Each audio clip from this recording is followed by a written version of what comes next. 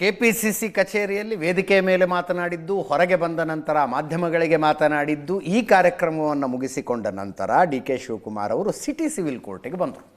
ಅಲ್ಲಿ ಕೆಂಪೇಗೌಡ ಜಯಂತಿ ಕಾರ್ಯಕ್ರಮ ಆಯೋಜನೆಗೊಂಡಿತ್ತು ವಕೀಲರ ಸಂಘದಿಂದ. ಕೆಂಪೇಗೌಡ ಜಯಂತಿ ಅಲ್ಲೇನಾಯಿತು, ಸುಮಾರು ಚೇರ್ಗಳ ಖಾಲಿ ಇದ್ವಂತೆ ಆಡಿಟೋರಿಯಮ್ಮಲ್ಲಿ.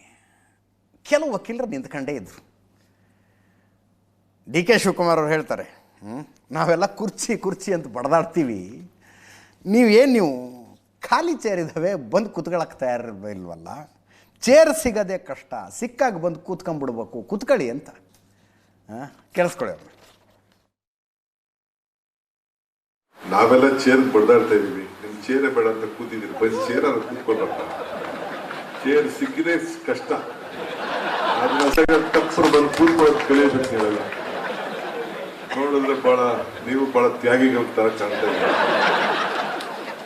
ಆಪರ್ಚುನಿಟಿ ಸಿಗೋದು ಬಹಳ ಕಷ್ಟ. ಆಪರ್ಚುನಿಟಿ ಸಿಕ್ಕಿದಾಗ ತಾವೆಲ್ಲ ಉಪಯೋಗಿಸ್ಕೊಳ್ಬೇಕು. ನೋಡಿ, ಡಿ ಕೆ ಶಿವಕುಮಾರ್ ಅವರು ನಿನ್ನೆ ಸಿದ್ದರಾಮಯ್ಯನವರು ಹೇಳಿಕೆ ಕೊಟ್ಟ ನಂತರ ಯಾರ ಜೊತೆಗೂ ಏನೂ ಮಾತೇ ಬೇಡ ಅನ್ನುವಂತೆ ದೆಹಲಿಯಲ್ಲಿದ್ದಂಥವರು ಬೆಂಗಳೂರಿಗೆ ಬಂದಾಗ ಸ್ವಲ್ಪ ಸಾವರಿಸಿಕೊಂಡು ಹೇಳಿಕೆಯನ್ನು ಕೊಟ್ಟರು. ಆ ಮಾತುಗಳಲ್ಲಿ ವೈರಾಗ್ಯ ಇತ್ತು. ಕೆಪಿಸಿಸಿ ಕಚೇರಿಗೆ ಬಂದಾಗ ಫಿಲಾಸಫಿಕಲ್ ಆಗಿ ಮಾತಾಡಿದ್ರು. ಸಿಟಿ ಸಿವಿಲ್ ಕೋರ್ಟಿಗೆ ಬಂದಾಗ ಸ್ವಲ್ಪ ತಮಾಷೆಯ ಮೂಡಿಗೆ ಬಂದಿದ್ದರು. ಅಲ್ಲಿಗೆ ಏನೇನಾಗಿದೆಯೋ ಅದನ್ನು ಸಿಂಕಿನ್ ಮಾಡಿಕೊಳ್ಳುವ ಪ್ರಯತ್ನ ಇದು, ಸಿಂಕಿನ್ ಮಾಡಿಕೊಳ್ಳುವ ಪ್ರಯತ್ನ. ಇನ್ನು ಮುಖ್ಯಮಂತ್ರಿಗಳು ಕೂಡ ಇವತ್ತು ಹೊರಟರು. ನಿನ್ನೆ ರಣದೀಪ್ ಸಿಂಗ್ ಸುರ್ಜೇವಾಲಾ ಅವರ ಮನೆಯಲ್ಲಿ ಮೀಟಿಂಗ್ ಮುಗಿಸಿ ಬಂದು ಅಷ್ಟೊತ್ತಿಗಾಗಲೇ ಮಲ್ಲಿಕಾರ್ಜುನ ಖರ್ಗೆ ಅವರು ಬೆಂಗಳೂರಿನಿಂದ ದಿಲ್ಲಿ ತಲುಪಿದ್ರು. ಮಲ್ಲಿಕಾರ್ಜುನ ಖರ್ಗೆ ಅವರನ್ನು ಭೇಟಿ ಮಾಡೋದಕ್ಕೆ ಹೋದರು. ಅಲ್ಲಿ ಹೇಳಿದ್ದು ಅವರು ಟೋಟಲ್ಲಾಗಿ ಚರ್ಚೆ ಆಗಿದ್ದು ನಿಗಮ ಮಂಡಳಿಗಳ ನೇಮಕಾತಿಗಳ ಬಗ್ಗೆ. ಅದು ಪೂರ್ತಿಯಾಗಿ ಆಗಿಲ್ಲ. 16ನೇ ತಾರೀಕು ಸುರ್ಜೇವಾಲಾ ಅವರು ಬರ್ತಾರೆ, ಅವರು ಬಂದಾಗ ಚರ್ಚೆ ಮಾಡಿ ಫೈನಲ್ ಮಾಡ್ತೀವಿ ಅಂತ. ಅಲ್ಲಿ NDTVಗೆ ಒಂದು ಇಂಟರ್ವ್ಯೂ ಕೊಟ್ಟರು. ಇಂಟರ್ವ್ಯೂ ಅಂದರೆ ಚಿಟ್ಚಾಟ್ ಥರ. NDTVಗೆ ಏನು ಹೇಳಿದ್ರು, ಹೈಕಮಾಂಡ್ನ ಸಂಪೂರ್ಣ ಬೆಂಬಲ ಇದೆ, ಅದು ಇಲ್ಲದೆ ನಾನು ಹೆಂಗೆ 5 ವರ್ಷ ಮುಖ್ಯಮಂತ್ರಿಯಾಗಿ ಮುಂದುವರಿಯೋಕ್ಕೆ ಸಾಧ್ಯ, ಏನೂ ಸೀಕ್ರೆಟ್ ಇಲ್ಲ, ಶಾಸಕರನ್ನ ನಾನು ಆಯ್ಕೆ ಮಾಡಿದ್ರು, ನೀವು CM ಆಗಬೇಕು ಅಂತ ಹೈಕಮಾಂಡ್ ಹೇಳಿದೆ, ಅದಕ್ಕೆ ನಾನು ಮುಂದುವರಿತಾ ಇದ್ದೀನಿ ಅಂತ. ಮೀಟಿಂಗ್ ಇತ್ತು ಸುರ್ಜೇವಾಲ್ ಜೊತೆನಲ್ಲಿ, ನಾನು ಡಿ ಕೆ ಶಿವಕುಮಾರ್ 3 ಜನ ಮೀಟಿಂಗ್ ಮಾಡಿದ್ರು. ಉಳಿದಿರ್ತಕ್ಕಂಥ ಬೋರ್ಡು ಕಾರ್ಪೊರೇಷನ್ಗಳು ಅಲ್ಲಿಗೆ ನಮ್ಮ ಕಾರ್ಯಕರ್ತರನ್ನ ಚೇರ್ಮನ್ ಮಾಡಲಿಕ್ಕೆ ಚರ್ಚೆ ನಡೀತು. ಚರ್ಚೆ ಅಪೂರ್ಣ ಆಯಿತು. ಮತ್ತೆ ಅವರು is coming on 16th to Bangalore.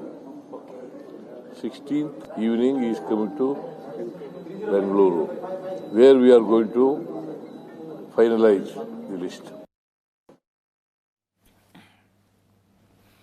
ಇಲ್ಲಿಗೆ ಬಂದು ನಿಂತಿದೆ ಕಥೆ. ಇದು 2 ವರ್ಷ 2 ತಿಂಗಳ ಹಿಂದೆ ಸರ್ಕಾರ ಏನು ಅಸ್ತಿತ್ವಕ್ಕೆ ಬಂತಲ್ಲ, ಡಿ ಕೆ ಶಿವಕುಮಾರ್ ಕಡೆಯವರು ಅವಾಗ ಹೇಳಿತ್ತು 2 ವರ್ಷನೋ 2.5 ವರ್ಷ ಏನೊಂದು ಒಪ್ಪಂದ ಆಗಿದೆ ಬಿಡಿ, ಚೇಂಜ್ ಆಗುತ್ತೆ ಬಿಡಿ ಅಂತ. ಸಿದ್ದರಾಮಯ್ಯನವ್ರ ಕಡೆಯವರು ಹೊರಗಡೆ ಜನರ ಜೊತೆಗೆ ಮಾತಾಡುವಾಗ ನಮ್ಮಂಥವ್ರ ಜೊತೆಗೆ ಮಾತಾಡುವಾಗ ಅದೆಲ್ಲ ಸಾಧ್ಯನೇ ಇಲ್ಲರಿ, ಸಿದ್ದರಾಮಯ್ಯನವರೇ 5 ವರ್ಷ ಅನ್ನೋರು. ವಿ ಕ್ಯಾನ್ ಅಂಡರ್ಸ್ಟ್ಯಾಂಡ್ 2 ಅಭಿಪ್ರಾಯಗಳು ಹೆಂಗಿದ್ದಾವೆ ಅಂತ. ಒಂದು ಕಡೆ ಡಿ ಕೆ ಶಿವಕುಮಾರ್ ಅವರು ತಮ್ಮ ಬೆಂಬಲಿಗರ ಜೊತೆ ಕೂತ್ಕೊಂಡಾಗ ಏನೇನು ಮಾತಾಡ್ತಾರೆ, ಸಿದ್ದರಾಮಯ್ಯನವರು ತಮ್ಮ ಬೆಂಬಲಿಗರ ಜೊತೆ ಕೂತ್ಕೊಂಡಾಗ ಏನೇನು ಮಾತಾಡ್ತಾರೆ ಅನ್ನೋದು ನಮ್ಮ ಕಿವಿಗೆ ಬೀಳ್ತಿರುತ್ತೆ. ಡಿ ಕೆ ಶಿವಕುಮಾರ್ ಅವರು ಕಾನ್ಫಿಡೆಂಟ್ ಆಗಿದ್ದರು. ಸಿದ್ದರಾಮಯ್ಯನವ್ರಿಗೆ ಅವರದ್ದೇ ಬೆಂಬಲಿಗರ ಪ್ರಶ್ನೆ ಮಾಡಿದಾಗ ಆ ಪ್ರಶ್ನೆನೇ ಅವಾಯ್ಡ್ ಮಾಡಿಬಿಡ್ತಾ ಇದ್ರು ಅವರು. ಸರ್ ಒಪ್ಪಂದ ಅಂತಿದ್ದಾರೆ, ಏನಾರು ಆಗಿದೆಯಾ ಅಂದರೆ ಸುಮ್ಮನೆ ಅಂತ ಹಾಗೆ ಆ ಪ್ರಶ್ನೆಗೆ ಉತ್ತರ ಕೊಡ್ತಿರಲಿಲ್ಲ ಅವರು. ನಿಧಾನಕ್ಕೆ ಏನಾಗ್ಬಿಡ್ತು, ಸಿದ್ದರಾಮಯ್ಯನವರ ಬೆಂಬಲಿಗರ ಗುಂಪಿತ್ತಲ್ಲ ಅದರದ್ದು ಕಾನ್ಫಿಡೆನ್ಸ್ ಕಡಿಮೆ ಆಗ್ತಾ ಬಂತು. ನೀವು 6 ತಿಂಗಳ ಹಿಂದೆ ಅವ್ರನ್ನ ಏನು ಸರ್ ಏನಾಗುತ್ತೆ ಅಕ್ಟೋಬರ್ ನವಂಬರ್ ಅಂದರೆ ಏನಾರು ಆಗ್ಬೋದು ಸರ್ ಅನ್ನೋಕ್ಕೆ ಶುರು ಮಾಡಿಬಿಟ್ರು. ಏನಾರು ಆಗಬಹುದು, ಏನೂ ಆಗದೆ ಅಂತೂ ಇರೋದಿಲ್ಲ, ಒಂದು ಟರ್ಬ್ಯುಲೆನ್ಸ್ ಅಂತೂ ಇದ್ದೇ ಇರುತ್ತೆ. ಹಾಗೆ ಬರ್ತಾ ಸಿದ್ದರಾಮಯ್ಯನವರ ಆಪ್ತ ವಲಯಕ್ಕೆ ಅನ್ಸೋದಕ್ಕೆ ಶುರುವಾಯಿತು, ಹೇಳಕ್ಕೆ ಬರೋದಿಲ್ಲಪ್ಪ ಇದು ಅಂತ. ಯಾಕಂದರೆ ಸಿದ್ದರಾಮಯ್ಯನವರು ಅಸರ್ಟಿವ್ ಆಗಿ ಮಾತಾಡ್ತಿರ್ಲಿಲ್ಲ ಅವ್ರ ಜೊತೆಗೂ. ಹೇಳಬೇಕಲ್ಲ, ಅಂಥದ್ದೇನೂ ಆಗಲ್ರಯ್ಯ, ಡೋಂಟ್ ವರಿ, ನಾನು ಇಲ್ವಾ ಇಲ್ಲಿ ಕುತ್ಕೊಂಡಿಲ್ವಾ ಇಲ್ಲಿ ಅಂದುಬಿಟ್ರೆ ಮುಗಿದೋಗುತ್ತೆ, ಅವ್ರ ಕಾನ್ಫಿಡೆನ್ಸ್ ಬಂದುಬಿಡುತ್ತೆ. ಹಂಗೂ ಮಾತಾಡ್ತಿರ್ಲಿಲ್ಲ ಅವರು. ಏಕಾಏಕಿ ದಿಲ್ಲಿಲಿ ಏನೇನು ಮಾತಾಡಬೇಕು ಎಲ್ಲ ಮಾತಾಡ್ಬಿಟ್ರು. ಅದಾದ ಮೇಲೆ ಸಿದ್ದರಾಮಯ್ಯನವರ ಪಾಳೆಯಕ್ಕೆ ಒಂದು ಕಾನ್ಫಿಡೆನ್ಸ್ ಅಂತ ಬಂದಿದ್ದು. ನೋಡಿ ಇವತ್ತು ಸತೀಶ್ ಜಾರಕಿಹೊಳಿ ಅವರು ಏನಂತಾರೆ, ಸಿದ್ದರಾಮಯ್ಯನವ್ರು ಹೇಳಿದ್ರು ಅಂದರೆ ಸುಪ್ರೀಂ ಕೋರ್ಟ್ ಜಡ್ಜ್ಮೆಂಟ್ ಇದ್ದಂಗೆ ಅದು ಅಂತ. ಕೇವಲ ಅವರೊಬ್ಬರೇ ಅಲ್ಲ, ಲಕ್ಷ್ಮೀ ಹೆಬ್ಬಾಳ್ಕರ್ ಅವ್ರು ಹಂಗಂದ್ರು, ಮುಗಿತಲ್ಲ ಸಿದ್ದರಾಮಯ್ಯನವ್ರು ಹೇಳಿದ್ರು ಅಂತ. DK ಶಿವಕುಮಾರ್ ಅವರ ಬೆಂಬಲಿಗರ ಗುಂಪಿನಲ್ಲಿ ಗುರುತಿಸಲ್ಪಡುವ ಲಕ್ಷ್ಮೀ ಹೆಬ್ಬಾಳ್ಕರ್ ಅವರು ಹೇಳಿದ್ರು, ಮುಗಿತಲ್ಲ ಸಿದ್ದರಾಮಯ್ಯನವರು ಹೇಳಿದ್ರೆ ಅಂತ. ಕೇಳಿಸ್ಕೊಳ್ಳಿ ಯಾರ್ಯಾರು ಏನೇನು ಮಾತಾಡಿದ್ದಾರೆ ಅಂತ. ಅದು ಮಾಡಲಿಕ್ಕೆ ನಿನ್ನೆ ಡೆಲ್ಲಿಯಲ್ಲಿ ಚರ್ಚೆ ಮಾಡಿದ್ದಾರೆ. ಬೇಗ ಆಗಬೇಕಂತ ನಮ್ಮದು ಕೂಡ ಒತ್ತಡಿದ್ದಾರೆ. ನಿನ್ನೆ ಮುಗಿದು ಕ್ಲೋಸ್ ಆಯ್ತಲ್ಲ, ಅದು ಈಗ ಮತ್ತೆ ಹೊಸದು. ನಿನ್ನೆ ಅವರು ಹೇಳಿದ್ದಾರೆ, ಎಲ್ಲರೂ ಹೇಳಿದ್ದಾರೆ, ಮುಗಿದೋಯ್ತು. 28ರವರೆಗೆ ಕ್ಲಿಯರ್ ಮಾಡಿದ್ದಾರೆ. 28 ಮೇವರೆಗೆ ಕ್ಲಿಯರ್ ಮಾಡಿದ್ದಾರೆ ಅವರು. ಅದು ಮುಂದೆ ನೋಡೋಣ, ಈಗ ಯಾಕೆ ಅದ್ರ ಬಗ್ಗೆ ಚರ್ಚೆ. ಇನ್ನೂ 3 ವರ್ಷ ಇದೆ. 28ರಲ್ಲಿ ಸಿದ್ದರಾಮಯ್ಯ ನಾಯಕತ್ವ ಬೇಕಂತ ಹೇಳಿದ್ದೀನಿ, ನಿಮ್ಮ ಮುಂದೆ ಹೇಳಿದ್ದೀನಿ. ಸಿದ್ದರಾಮಯ್ಯ ಅವರ ನಾಯಕತ್ವ ಮುಂದಿನ ಚುನಾವಣೆಗೆ ಅವಶ್ಯಕತೆ ಇದೆ, ಅವ್ರು ಬೇಕು ಮುಂದಿನ ಚುನಾವಣೆ ಅಂತ ಹೇಳಿದ್ದೀನಿ. ನಾನು ಹೇಳಿದ್ದೀನಿ ಅವರು ಮುಖ್ಯಮಂತ್ರಿ ಆಗದೆ ಇರಬಹುದು, ಆದರೆ ಅವ್ರ ಲೀಡರ್ಶಿಪ್ ಅನಿವಾರ್ಯ ಕಾಂಗ್ರೆಸ್ಗೆ ಅಂತ ಹೇಳಿದ್ದೀನಿ. ನಾನು ಮುಂದೆ ಇರ್ತಾರೆ, ಅವರು ರಾಜಕಾರಣದಲ್ಲಿ ಇರ್ತಾರೆ ಅಂತ ಅವ್ರು ಹೇಳಿದಾರಲ್ಲ. ನಾನು ಅಧಿಕಾರದಲ್ಲಿ ಇರದೆ ಹೋದ್ರು ಕೂಡ ಕಾಂಗ್ರೆಸ್ ಪಕ್ಷದ ಮುಂದಾಳತ್ವ ವಹಿಸ್ತೀನಿ ಅಂತ ಅವರು ಹೇಳಿದ್ದಾರೆ ಸಾಕ ಸಾರಿ. ನಾನು 6 ತಿಂಗಳ ಹಿಂದೆನೇ ಇದನ್ನು ಹೇಳಿದ್ದೀನಿ. ನಿನ್ನೆದಂತೆ ಅದೆಲ್ಲ ಸುಪ್ರೀಂ ಕೋರ್ಟ್ ಜಜ್ಮೆಂಟ್ ಬರ್ದಂಗೆ ಆಗಿದೆ, ಮತ್ತೆ ಮಾಡೋರು. ಇನ್ನು ರಾಜಕೀಯದ ವಿಚಾರಗಳನ್ನ ಇಲ್ಲಿ ಮಾತನಾಡೋದು ಅಷ್ಟೊಂದು ಸಮಂಜಸ ಅಲ್ಲ ಅಂತೇಳಿ ನನಗೆ ಅನ್ಸುತ್ತೆ. ನಮಗೆ ಗೊತ್ತಿಲ್ಲ ಅದೆಲ್ಲ ನಮ್ಮವರೆಗೂ ಬರಲೇ ಇಲ್ಲ. ಅದು ನಮ್ಮ ತನಕ ಯಾರಾದ್ರು ಬಂದು ಹೇಳಿದರೆ, ನಮ್ಮ CLP ಸಭೆಯಲ್ಲಿ ನಮ್ಮ ಜನರಲ್ ಸೆಕ್ರೆಟರಿಗಳು ಬರ್ತಾರೆ, ಅನೇಕ ಸಂದರ್ಭದಲ್ಲಿ ಸಭೆ ಮಾಡಿದ್ದಾರೆ. ಅವ್ರು ಯಾರಾದರೂ ಹೇಳಿದರೆ ಬಹುಶಃ ಈ ಗೊಂದಲನೂ ಕೂಡ ಆಗ್ತಾ ಇರಲಿಲ್ವೋ ಏನೋ. DK ಶಿವಕುಮಾರ್ ಅವರು ಪಕ್ಷದ ಒಬ್ಬ ಹಿರಿಯ ನಾಯಕರು, ಉಪಮುಖ್ಯಮಂತ್ರಿಗಳಾಗಿದ್ದಾರೆ, KPCC ಅಧ್ಯಕ್ಷರಾಗಿದ್ದಾರೆ.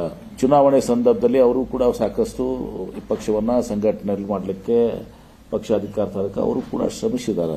ಅದು ಹೈಕಮಾಂಡ್ ನಿರ್ಧಾರ ಮಾಡ್ತದೆ. ಯಾರು MP ಪಡ್ಲಿಕ್ಕಾಗಿರಲ್ಲ, ನಾನಾದ್ರೂ ಹೇಳಿಕೆ ಕೊಡ್ಲಿಕ್ಕೆ ಬಯಸಿದೆ. ಹೀಗಾಗಿ ಯಾರು ಇಷ್ಟೇ, ನಾನು KPCC ಅಧ್ಯಕ್ಷರ ರೇಸ್ನಲ್ಲಿ ಇಲ್ಲ, ನಾನು KPCC ಅಧ್ಯಕ್ಷ ಸ್ಥಾನ ಕೇಳಿಲ್ಲ. ಬರ್ತದೆ, ಆದ್ರೆ ಈಗ CM ಕುರ್ಚಿ ಖಾಲಿ ಇಲ್ಲ ಮತ್ತು ನಮ್ಮ ಕಾಂಗ್ರೆಸ್ ಪಕ್ಷದಲ್ಲಿ ಇವತ್ತು ಹೈಕಮಾಂಡ್ ಅಂತಿಮ ನಿರ್ಧಾರ ಕೈಗೊಳ್ಳುತ್ತದೆ.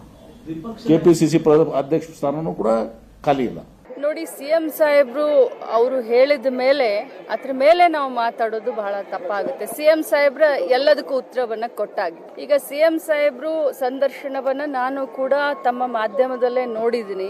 ಸೊ ಅವರು ಹೇಳಿದ ಮೇಲೆ ಕತೆ ಅಲ್ಲಿಗೆ ಮುಗೀತು. ನಾನೇನು ಹೇಳ್ತಾ ಇದ್ದೀನಿ, ದೊಡ್ಡವರು ಮಾತನಾಡಿದ ಮೇಲೆ ಅದನ್ನ ಬೆಳೆಸೋದ್ರಲ್ಲಿ ಯಾವುದೇ ಒಂದು ಅರ್ಥ ಇಲ್ಲ, ಕ್ರಾಂತಿ ಇಲ್ವೇ ಇಲ್ಲ, ಬರೀ ಶಾಂತಿ ಅಂತ ಹೇಳಲಿಕ್ಕೆ ಬಯಸ್ತೇನೆ. ನೋಡಿ, ಪರಮೇಶ್ವರ್ ಅವರೇನಂದ್ರು, ಅಧಿಕಾರ ಹಂಚಿಕೆ ಒಪ್ಪಂದ ನಮಗೆ ಗೊತ್ತಿಲ್ಲ, ನಮಗೆ ಹೇಳಿ ಮಾಡಿದರೆ ಇಷ್ಟು ಗೊಂದಲ ಆಗ್ತಿರಲಿಲ್ಲ ಅಂತ. ಈ ಹೇಳಿಕೆಯನ್ನು ಹಿಂದಿನ ಒಂದು 3 ತಿಂಗಳಿಂದ 4 ತಿಂಗಳಿಂದ ಇರಬೇಕು. ಪರಮೇಶ್ವರ್ ಅವರು ಒಪ್ಪಂದ ಆಗಿದೆಯೋ ಆಗಿಲ್ವೋ ಅನ್ನೋ ಚರ್ಚೆ ಆಗ್ತಿದ್ದಾಗ ನೀವೇ ಒಪ್ಪಂದ ಮಾಡ್ಕೊಂಡ್ರೆ ನಾವ್ಯಾಕಿರ್ಬೇಕಿಲ್ಲಿ ಅಂತ ಕೇಳ್ಬಿಟ್ಟಿದ್ರು. ನಾವ್ಯಾಕಿರ್ಬೇಕಿಲ್ಲಿ ಅಂತ. ಈಗ ನಮಗೆ ಹೇಳಿ ಮಾಡಿದರೆ ಇಷ್ಟು ಗೊಂದಲ ಆಗ್ತಿರಲಿಲ್ಲ ಅಂತಿದ್ದಾರೆ. ಈ ಹೇಳಿಕೆ ಯಾಕೆ? ಸಿದ್ದರಾಮಯ್ಯನವರು ಒಪ್ಪಂದ ಆಗಿಲ್ಲ ಅಂದಿದ್ದಕ್ಕೆ.